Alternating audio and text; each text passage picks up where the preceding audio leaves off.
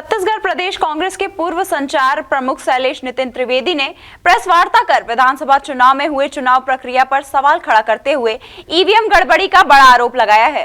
शैलेश नितिन त्रिवेदी का कहना है कि प्रदेश में हुए विधानसभा चुनाव में कांग्रेस भाजपा से नहीं बल्कि ईवीएम मशीन से हारी है, जिसके विरोध में सर्वोच्च न्यायालय के समक्ष पूरे तथ्यों एवं प्रमाणों के साथ पूरी जानकारी भेजी जा रही है ताकि भाजपा ये षड्यंत्र लोकसभा चुनाव में दोबारा दोहरा सके।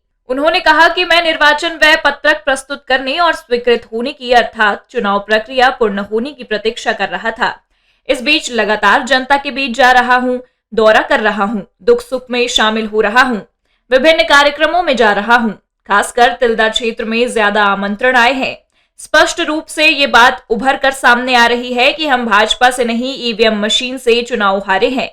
बलौदाबाजार में छत्तीसगढ़ में अनेक चिन्हित विधानसभा क्षेत्रों में छत्तीसगढ़, मध्य प्रदेश और राजस्थान के विधानसभा चुनावों में लोकतंत्र के साथ खिलवाड़ हुआ है, जन भावनाओं का निरादर हुआ है।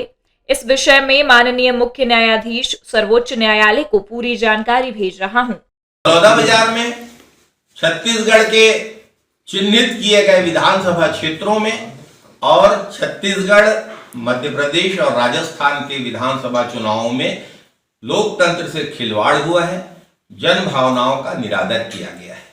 मैं चुनाव परिणाम आने के बाद लगातार पूरे बलौदाबाजार विधानसभा क्षेत्र और खासकर तिल्दा का सघन दौरा कर रहा हूं और लोगों के सुख दुख में शरीक हो रहा हूं। स्पष्ट रूप से ये बात उभर कर सामने आई है कि लोग कहते हैं कि हमने कांग्रेस को वोट दिया, लेकिन वहां का चुनाव परिणाम कुछ और ही दिखा रहा है। ईवीएम मशीनों का जिस तरीके से दुरुपयोग किया गया है, उसकी तथ्यों के साथ जानकारी और आवेदन माननीय मुख्य न्यायाधीश सर्वोच्च न्यायालय को मैं भेज रहा हूं, क्योंकि मैं स्वयं एक मतदाता हूं, भारत का एक नागरिक हूं।